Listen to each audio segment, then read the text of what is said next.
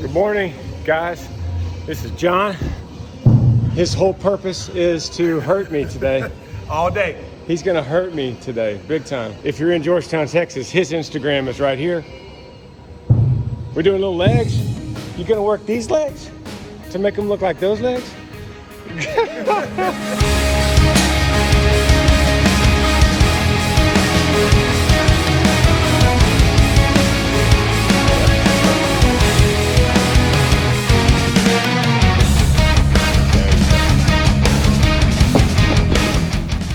Oh, it's raining in Texas. It's good. John works me out every once in a while. He does it just because he likes to. I don't have to pay him, but he's a very well-known trainer here in Georgetown. So I feel lucky that he's able to do that every once in a while. He has time to do it every once in a while. Welcome to today's video. I'm out of breath. I'm gonna head home, but today we're gonna head over to South Texas. We're gonna go down around San Antonio, Fredericksburg area, and we are going to do a photo shoot with Demo Matt and Mayor Carricker. I'm gonna bring the whole family, well, at least the adults. So that's gonna be fun, and I wanna talk a little bit more, or maybe have Amber talk about the real reasons we're moving. I wanna thank you guys for watching. If you haven't subscribed to this channel, please do so and hit that little like button. More to come. Welcome to the Smiths.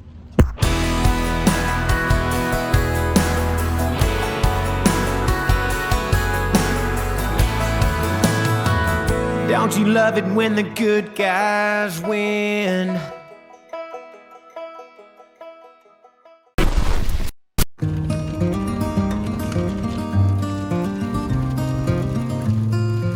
What's up, guys? I want to tell you about the sweet dog Lucy. And Will, my sound guy, found her. She's abandoned, she is a stray, but she is one of the sweetest dogs I know. Seriously, she's just got like a super sweet heart and needs a good home. See, obviously she's part pit, but don't let that scare you. I'm an advocate for this dog, and that's not what this channel is about, to give away dogs. But if you want this dog, if you're needing a real sweet dog, I would email Will, W-I-L-L, at GRANGER'S and we can set Lucy up with a good home. You want to go to a good home? You want to go to a good home? She's really sweet. I'll show you more of her.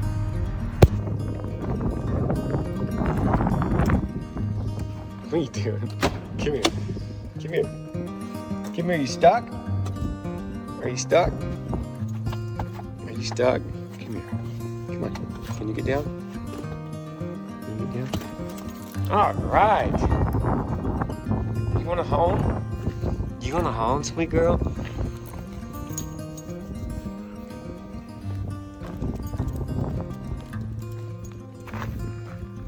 Come on. Come on. Let's go see everybody. They're so chill. So I'm using the Smiths to get her a home. Oh, good. That's a good idea.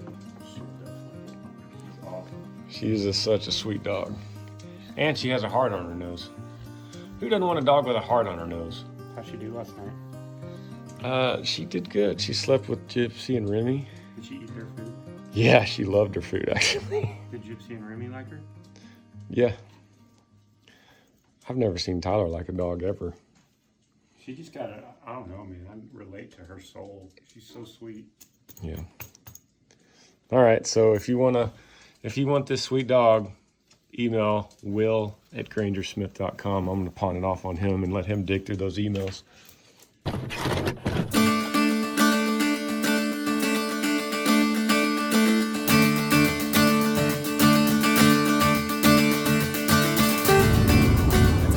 Welcome back to the Smiths. We are on a road trip to Enchanted Rock to go meet, how do I introduce them? The demo characters. The demo characters. Matt and Mare. We were going to go do a photo shoot with them for Mare's line of clothing, and we have Tyler and Parker with us. We're going to go take some pictures on Enchanted Rock. We used to say Demo Matt and Mayor Character. Demo Matt and Mare Character. And our park's asleep. Yeah, sleeping. It's a beautiful day. I'm going to take lots of pictures. Hey, by the way, Enchanted Rock, incredible place in Texas. Old sacred Native American Indian place. It's a beautiful day to be here. So if you've never seen Enchanted Rock, or if you've never even heard of it, let me show you right here.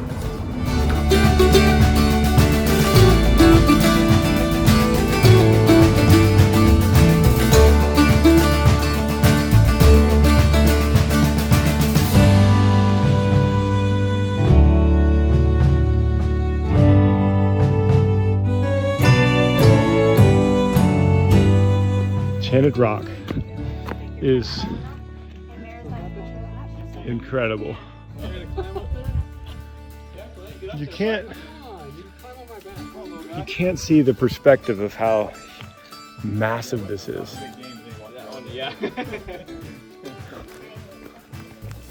And it's all just rock. By the way, clothing line from Mare Character. It's pretty awesome, actually. I dig these shorts, man. Comfy, right? Oh, Yeah, did you know? comfy. Check it out. You want to see some thigh? They got. It's so bright I can't see anything. They got a cell phone pocket right there. No, oh, mine have that too? They do. So, so you can jog with it right there and it's not bouncing in your pocket. Hey! Genius, right? Did you think of that? No, definitely not. That's awesome, actually. I don't think the Smith has ever seen Amber like this. This is not Yee Yee apparel. No, it's not. I'm so jealous of you. We had to fight really hard with our factory to make them. Yeah, and they just dye it the lightest color. So cool. Look at that. You guys remember there was like a beautiful clouds and now it's just sky. You know what this reminds me of? Idaho, Sun Valley, Idaho. Like if I was walking on snow right now, this would be Sun Valley, Idaho.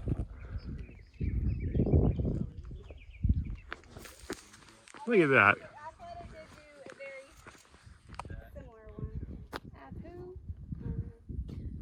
I like the reflect. Are you watching that reflection? Yeah, that's Obviously. what I saw. I'm not bad. That's so cool.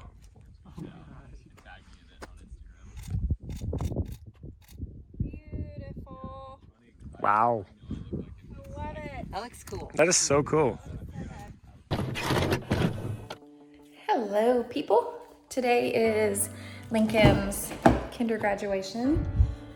Grabbing his little shirt. I know some schools are doing like a virtual graduation. We're doing like a drive-through parade. So I'm trying to wake Lincoln up so we don't miss it. But he like just woke up. How did you guys do your graduations? Did y'all have drive-through, virtual, none at all? Let me know. Well, as with any time, whenever we have to leave the house in 5 minutes, Lincoln has to go potty. So I'm just waiting for him to finish going potty so we can go to his graduation. All right, he gets to sit in the front seat when we drive through the parade. What do you think about your last day, buddy? I don't know. You're graduating kinder. You're gonna be in first grade. I can't believe it. I'm so proud of you. And my favorite thing that I'm going to be in first grade is to see the little kindergartners. Yes, the little kindergartners coming in. When I'm at lunch. When you're at lunch. Yeah. What are you gonna miss the most about kinder? My teacher. Your teacher. She was amazing, wasn't she? She's not coming back next year. I know. Aw. There's Adrian. Where? Right there. What? Oh. Sure is exciting. Okay, in typical mom fashion, I'm crying. Lincoln's like, why are you crying? Not even sad. I know it's happy. I love your school and I love your teachers. And I'm proud of you, buddy. The police sirens are because it's a parade. Oh my gosh. I cried at pre-K graduation too. I'm that mom. I'm so proud of you. I love you. We're the last car. We are the caboose. Quarantine, class of 2032. What do you want to do after this? You want to go what do you want for your graduation breakfast? And yes, I'm filming while we're driving, but we're in the car rider line, so we're going super slow and being safe. Donuts and chocolate milk? Yeah. Sold. go get some donuts. Okay.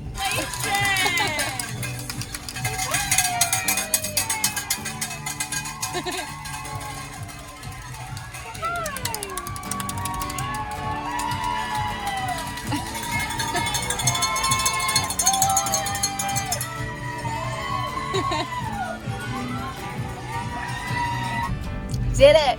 We did it! I'm so proud of you. Literally crying. I love your school so much, and I'm so proud of you, buddy. Yay! Did it! One thing I learned this week, don't do leg day with John at the gym and then go straight from there with Matt Carricker and hike Enchanted Rock. I hope you guys liked today's video. Had a blast. Enchanted Rock, what an incredible place. If you ever get to visit Texas, make a stop there. If you are in Texas, you know what I'm talking about, and if you don't, make a trip over, bring the kids. Make sure it's not a super hot day, but it's really nice, and it's really a unique geometric site. What do you call it? I don't know. I wanted to talk to you guys a bit before this video is over about why we're moving, the real reasons we're moving. Give you an honest update to this stuff. And I know I've talked about this before, and there's no big secret, but on the last video, leaving Georgetown, I saw a comment, and I think it kind of sums up and will be a great segue to this video. The comment says, "Please don't take this the wrong way. Can I ask if you're running away from memories of Riv? Are you trying to make new memories without the hurt? I have let the loss of my dad run my life. I don't know how to move on and enjoy life again. I love my husband and my family, but life isn't the same without him in my life. Please, please, please, can you tell me how to enjoy what I have without one of the most important people in my life? I feel lost. I'm trying to be a good wife, not someone miserable to come home to. Can you please help a lost soul?" That is so deep, and it's worth addressing, and I don't have the answers. I'm not qualified to have those kind of answers, but I could tell you what I have learned. And I did lose my dad in 2014, and we were very close. He was my hero. Talked to him all the time about everything in life. I felt like I learned everything from him. I'm the oldest of 3 boys, and so then I felt responsible to the other ones. Parker at the time was like, I don't know, 20 years old, and I felt so guilty towards my family and him, and I felt like I wasn't ready to take on that kind of responsibility. And then days go by, and then weeks go by, and then months, and then years go by, and you don't ever get over that loss, but you get used to it. And it's a terrible thing to look forward to, getting used to pain. But that's just the truth. And I remember when Dad died, my uncle told me that eventually the sad memories of him turn to happy memories. And instead of looking back and crying, you look back and you smile.